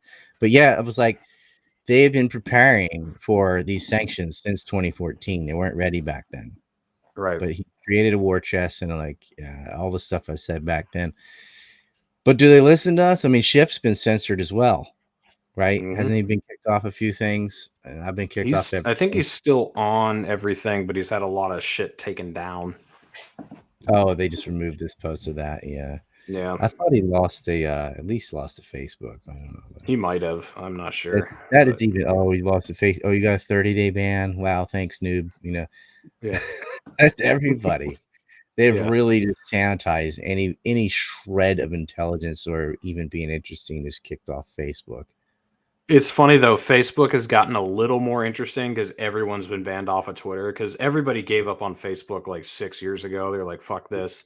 But then now that everyone's banned off of Twitter, they only have Facebook now. So everyone's like kind of pushing the line on what they could say, seeing what they can get away with. Pug just said, lol, Ryan Schiff would be 2 hours of fuck Bitcoin. Yeah, he's probably the only person I know who's more bearish on it than you are. I mean, I'm not against online gambling. Just admit that's what it is and quit acting like, this is going to save us and is it anti-Fed. And I'm like, it's going to be the next world reserve currency, Ryan. I'm just kidding. They're digitalized Beanie Babies. Like, get it? Yeah, I mean, I sold Beanie Babies. I was selling bears for $50, and I'm sure somebody's stuck with a house full of bears because you can't keep turning them over for infinity, and so you can't liquidate these bears. So I hope you enjoyed the bear, and that's why you bought it. But people are buying them, hoping to sell them for more later. Like, well, that doesn't go on forever, right? So someone's going to get stuck with a room full of bears. Yeah. And because they're raising interest rate, I'm not going to get into it, but the Bitcoin's about to take another dip when they raise interest rates at the Fed. Mm-hmm. People are putting their money back in banks again because you can actually get interest, and it's like for sure you're going to get interest if you have a savings account or a money market. Right. Whereas Bitcoin is maybe it'll go up, maybe it'll go down. It's a gamble. Yeah. And a lot of people, when we're talking about a lot of money, just aren't going to do that. It's too volatile. It's a fucking religion. Bitcoin is like, I mean, not that gold can't be either. It is for some people, but Somebody popped in about Monero. Like, there's always another thing. It's like, okay, it's untraceable. Like, they all have the same problem. Exchanges can ban you. Mm-hmm. It's digital, so it isn't safe, and they're too volatile, and you have to liquidate them back into dollars or something before you can actually spend it on anything, except for illegal drugs and overstock.com or whatever. You're putting yourself on script pay. Yeah. I sent Pug an invite link. I don't know if he came in. Oh, nice. Yeah. Pug, I sent your Skype a link to join the stream if you want to jump in. Good shirt there, Reed. I got one. Oh, yeah, you like that? Yeah. It looks like the Caterpillar logo, which is great. That's the one you've got. Mine's a little bit different, but your name is on top of the. Yeah, I've got four of them, four different styles. So. Oh, there it is. Yeah. Looks the same on the top. 4 different styles, and there's the Queen version as well. And where do you sell those? Do you have those on your Substack? I think I've got them in one of those Substacks, but it's toplobster.com. Here, I'll send you a fucking link, and you can put it in this stream. Hit the fire button, ladies and gentlemen. And I will say, ladies and gentlemen, because it is binary. All right, just sent it to you. I can't believe you're like, I'm non-binary. Okay. Just sent it to you in Skype. There we go. I'll grab it out of Skype. Pug, I don't know if he's still in Thailand or back in the Empire or what. There we go. Top Lobster. Oh yeah, see, he messaged me back. He thought we were going to talk about the Vegas shooting, not me going to Vegas. I mean, I don't know a ton about. We're not on YouTube, so I mean, I could get into that, but I was when he wrote Vegas, like no, Reed went to Freedom Fest. Yeah, that's what we're doing. Every time I've talked about Vegas with Pug, even on like Telegram or something, some shit happens and like stream ends or there's an earthquake. Like they won't let us talk about that. It's weird. Mm-hmm. That might be a good Telegram talk because Reed's been on for 48 minutes or so, almost an hour. So we're plugging merch at this point. That's why I'd already segued to Top Lobster. There you go. TOPLOBSTA, like lobster, not lobster. Top Lobster. He asked me about the Blair Mountain Rebellion. He's like, you don't really talk about that. I'm like, what are you talking about? I'm the only one talking about that. That's where you learned it from. Mm-hmm. But he was just wanting me to talk about it. That's all it is. I did a show with Sam Tripoli about that. I did. Yeah, I think that's where he said he heard you talk about it, right? I think I talked about that with Andrew or my brother. Maybe I was just went off on it one day. I always forget stuff that I think is common knowledge in history, and then it isn't. I mean, that's the largest labor rebellion the U.S. has had, the largest actual insurrection we've ever had since the Civil War, and no one knew about it. Mm-hmm. But that's the real, like the Colorado coal strike's another one. We are shooting at each other, and that's the real labor movement that's missing. I say, and I always say this line: it's not people running around with pink pussy hats playing banjos outside of DC. It was men with guns that shot federal agents. Mm-hmm. And that's how we got an 8-hour work week and got rid of child labor. And well, at least it's illegal. It still happens, but at least it's not illegal. By fighting with the system, fighting with them, not running around with signs, doing theatrics. They don't care. That went on for months, Occupy Wall Street, and it got nothing done. All the bailouts happened. They're laughing in your face. Nothing happened. Someone said to me yesterday, they're like, if Japan legalized guns, all their politicians would be dead. Well, that seems to track because, Even when they're illegal, someone makes a gun and shoots the prime minister or whatever. Just potato gun them. Yeah. Well, they've shot them before. They've stabbed them too. But yeah, if Japan had guns, I think all these politicians would be dead. And a lot of the reason that some of them do comply is even without guns, they risk someone that's just had it, like they lost their business, they lost their family, and they're willing to kamikaze on you with a sword if they have to. He's all fired up. All right. Well, thank you to Dr. Eek and Comment Channel. And over on the Bigot Arena, we had, oh, wait, here we go. Fire Pixie Reed. Oh, she says, fuck J Bell, love ya. And then, okay.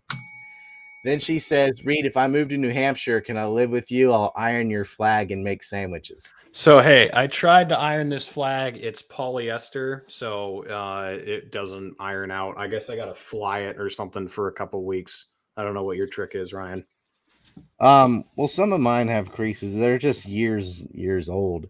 Yeah, actually, I literally bought this last week to throw it up. So yeah, if you bunch it all up, and then yeah, if you let it sit in the wind, like if it's an indoor flag, it'll just stay like that forever. You gotta hang it downward helps a little bit, and yeah, let it flap in the wind a couple days. That's what I did to mine. Yeah, she'll iron your flag and make you sandwiches. So. I mean, I can't say no. He's going to have bacon because that's a deal breaker. It's got to have bacon. I'll do bacon. Bacon's good with me. So yes, you can. If you move to New Hampshire. There you go. If you move to New Hampshire, you can stay with Reed for the price of sandwiches and ironing.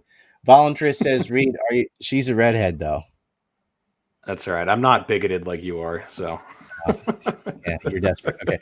So Voluntress says, Reed, are you part of the Free State Project if you live in New Hampshire? I am part of the Free State Project, but if you're a liberty, so if you basically want to move here and vote for politicians who want to basically dismantle the government, then you're a Free Stater. And dismantling the government here is different than dismantling it because in Portland, they legalized all drugs or whatever, and it's just a mess. But that's because Portland's a mess anyway. Here, things are different. There's a high trust society. There's an honor system. It's a very different place. So it's a place where, we have the town I grew up in has 3,000 people in it, and they have like a 60-foot ladder truck, way taller than any of the buildings there. They have a bomb squad, a SWAT team, like all this stupid shit they don't need. So we're trying to get rid of that type of stupid taxation, stupid fucking police systems that we don't need because it's a different type of state. It's like it's kind of like the Outer Banks where Ryan grew up. Like you just don't need a cop on every corner. People take care of their own shit, and we don't have corners. Self-reliant. Or not corners, but yeah, like there's just a road. There's Route 12, right? Oh, two roads. Oh, fancy. Hey, there's one corner in Hatteras, like right before you get to the ferry, it like kind of goes. There is now, yeah. They got like a city down there, like 2-story buildings and everything. Yeah. Fire Pixie again. I'm gonna get some folks and make a side band called Racist Hot Dog. I like it. You got to give me credit though, or I'll sue. No, there you go. I mean, is it innuendo for homosexuals? It's kind of a red wiener in a bun. So yeah, I guess you know about the McJack burger, right, Ryan? A what? The McJack burger. Have you ever heard of that? The McJack burger. What is that? Like Michael Jackson burger. It's Jesus. Okay, yeah. 40-year-old buns or whatever. Yeah, you heard that one, yeah. Voluntress, the IRS is seriously going after Schiff. They shut down his banking business. Yeah. I'm dealing with them also. I've already lost my bank, so they can't do that. You can't. They're not fucking him over quite as hard as they did his dad, though. I guess his dad didn't go to Puerto Rico. He just decided not to pay income tax, and they threw him in prison. Is it Irwin Schiff or Irving Schiff? His dad? Irving Schiff. Yeah. Wow. Pulling a Wesley Snipes there. Respect, though. Fuck taxes. Yeah. They just took it straight from my bank. I never agreed to pay because I don't know what they say at it, and my bank just gave it to them. So I'm going there. I'm going to close that bank in 2.5 weeks. I'll be there to cash out. Fuck them. Mm-hmm. All right, let's check Odysee again. Show. Oh, that's it. Do you remember when Peter Schiff ran for U.S. Senate back in like 2015 or 20? Supported it. Man, if he had had won, it on that my would forum. fucking amazing. Yeah, I mean, he was on my show several times, and I'm a black sheep. He didn't get no fucks given, you know. Yeah, he's based, dude. He does not give a fuck about what anyone thinks. He'll go anywhere. He'll go on any show that people will have him on. Almost, yeah. I'll have to get him back. That'd be fun. Yeah. Maybe we should do a Bitcoin stream. That'd be hilarious. We should get him on the 4 Horsemen. Let's do the 4 Horsemen with Chef. That'd be great. That would be awesome. He needs to come on a shirt. It just says, "I told you so." Yeah. This is where I told you so. Can you imagine trying to get a word in the 4 Horsemen with Peter Schiff on that show? Well, it's going to be hard with Kokesh, too. Yeah. He's just going to be going off on Jackman. Get in the gym, Tubby. That's good. Let me ask you a question. Simple question. Sure. What's 2 plus 2? Well, go to the gym. That's the answer. If I don't say 5, it's racist. So you can get 2 plus 2 to equal 5, but not if you're talking about objects. I tell people that too. I mean, like if I have a glass of water that's 20 degrees and another glass of water that's 10 degrees and I add them together, is it 40 degrees? No, it's still 20 degrees. It all depends on what you're adding. It depends on what 2 means. That's nitpicking to hell. You know what I'm fucking talking about. 2 apples and 2 more apples is 4 apples. Like, what if I crush them and make applesauce? Like, shut up. Well, actually. Okay, cactus. No. We got a little mascot today. Oh, is he invisible? Oh, look at that. I have the green screen on. I have a green screen on and didn't know because nothing's green. What's your background? What is this? It looks pretty good. Oh, it's an ANC. Probably a woman. Oh, someone with an ANC mask on? No, I think those are boobs. Let's see. Oh, okay. I know a way. I have an Irish flag. So I will pull up the green section of the flag. There you go. And see what happens. This is funny. Let's see. There we go. Let's see. All right. Yeah, there's me. Oh, yeah. Those are boobs. Put my head right there. Yeah. Screenshot and a rebel flag. There you go. Awesome. There you go. Nice. Yeah, I didn't even know that was on. I didn't know I didn't have any green in my background either. Mm-hmm. You're colorblind and you can't see green. You don't have a lot of green stuff in your house. It's just on the flag because you can't change that. Mm-hmm. This one's autographed. I think he signed on the Palestinian flag too. Yeah, it is on the. I do have a Pally flag, so it'd be on there. I don't know if that's the right kind of green. Is it the same? I don't know. Sometimes as long as it's close. Okay. Did he sign this? Did it come off? That would suck. I hope nobody watched this shit. Or I have the wrong one. Oh well. Well, that would suck.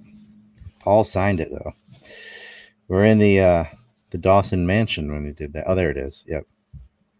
So this is written in like blue. Show up. Mm-hmm. I can't read it, but I can see it. August 26, 2019. Oh, nice. Pretty cool. That was the day after the death anniversary of John McCain. Mm-hmm. And I was in England and Ireland on the 25th. So I got to celebrate the death of John McCain in 2 countries.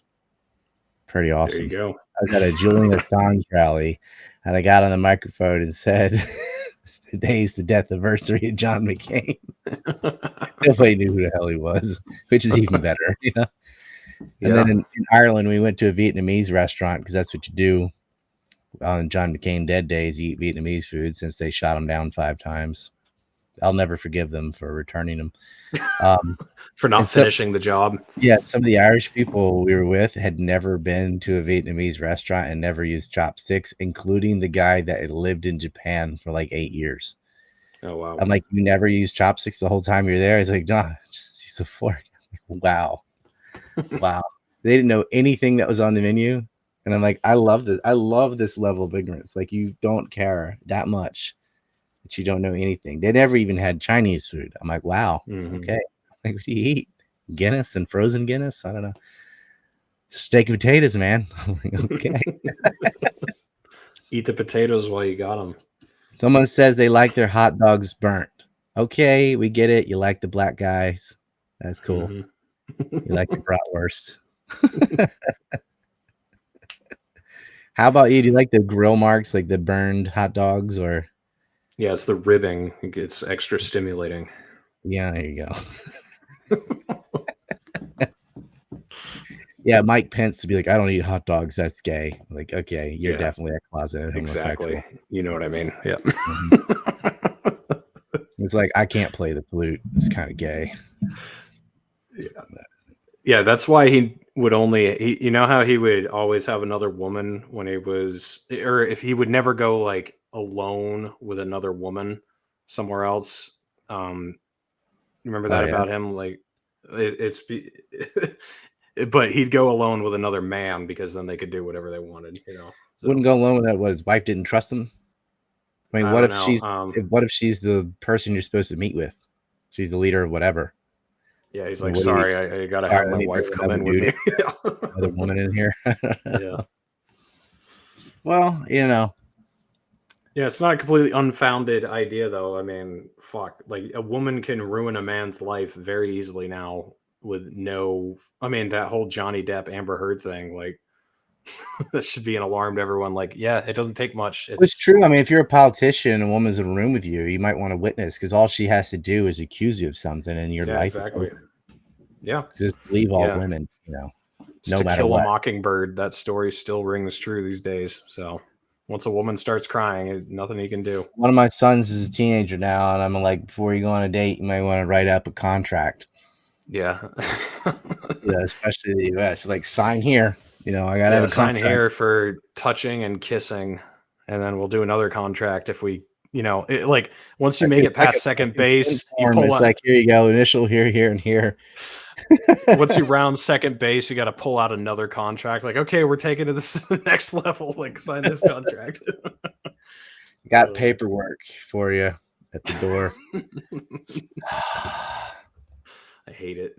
I would not want to be a young man today. Like, their prospects are just screwed for one. And you know what? Women too.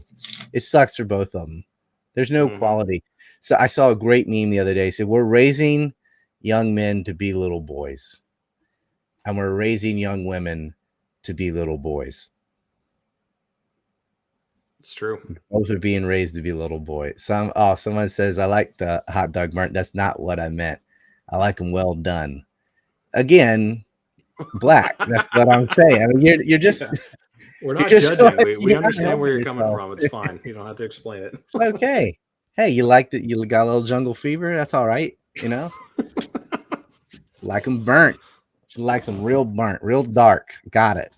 You know, it's a good contrast. Whatever. A thumbprint at each base. Okay.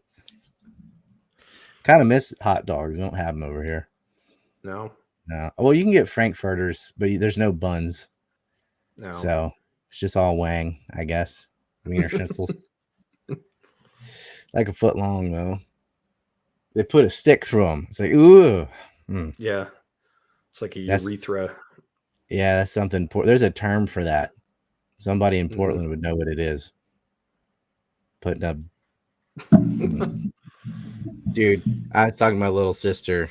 She's 12 years younger than me. And she was talking about, like, dude, she's like, the guys are they're such pussies today. They're all into, like, pegging and stuff. Like, do I want to know what that is? And she just started laughing. Like, no, don't ever learn. Just stay innocent. Like, okay. I don't know what happened, if it's all the porn or whatever, but they're getting these really weird ideas about sexuality and feminizing the boys. I just hate the whole thing. I'm waiting for an asteroid. Why'd you move to Japan? That's the look I give. That's all I have to say. I guess Pug is not coming in, so he could be in travel or something, usually. I think he said he's having a welcome home party or something. So he's going to Washington or Oregon or wherever. Yeah, somewhere up there. So I'm like, what are you doing up there? Like, if you're gonna live with Yankees, go to New Hampshire. Well, he's thinking about it. He said his girlfriend What's to was think looking at about, Miami. Pug? You can Yeah, have just do it, Giant man. Yankee or Super Yankee. I mean, there's nothing worse than Portland besides San Francisco. There's nothing worse. New Hampshire, I guess Kentucky, I guess. But like, those are the only two across the line that are tolerable. Maine's not bad. It's just because there's like nobody there. Yeah, Maine is like Canada. Pretty much. Oh yeah, Maine. Forgot they exist.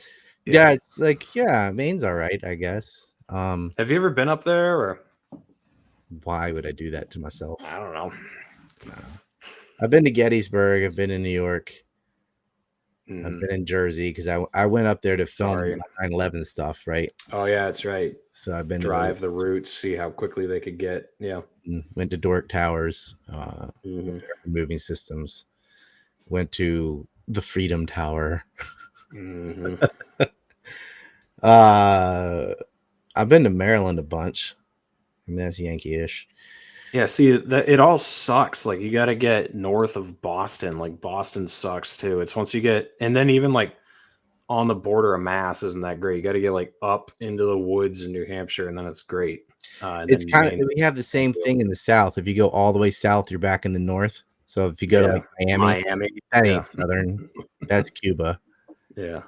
Whatever. Well, I'm not big on the southern. I'm not big on like the humidity and everything, but I love the Outer Banks. I fucking love the Outer Banks. I could totally live there. You get the southern self-sufficiency and stuff without all the Jesus and the mosquitoes and the heat. So yeah, I mean, it's hot, but it's windy. So you don't have the humidity. Those are my favorite beaches in the country, though, and I've been to Hawaii, California, Florida, all around. None of them beat the beaches in the Outer Banks. That's what they say. It's Buxton, Frisco area, or Avon and Ocracoke. Like, yeah, you're allowed to build fires and you're allowed to drink and you're allowed. It's you drive on the beach in lots of places. It's cool. Yep, you drive out there and bring all your fishing gear and stuff. Although we've been at war with the Park Service over that. You don't want to get me going on that. But we're getting beach nourishment this year. Something I've been fighting for my whole life. Finally got it. Mm-hmm. Man, they're still talking about hot dogs. Well, I struck a nerve with the racist hot dog thing. We can't get anywhere. They're proving my point. Remember the point I made about the liberals and the conservatives fighting over the swim team while they're fucking raping us together or whatever? Like, the hot dog comment sidetracked everybody. Well, I'm going to close it with some words from the Don. The Don. Okay, next question. What is it, CNN? Oh, you want a question? Are you a piece of shit? Yes, you are. Next question. MSNBC? Man, fuck yourself. WAPO? Why isn't your hand raised, WAPO? Was I mean to you? Was I mean to you? Did Russia show up at your house, WAPO? It's okay. You can go home and cry on your dick-shaped pillow. Next question.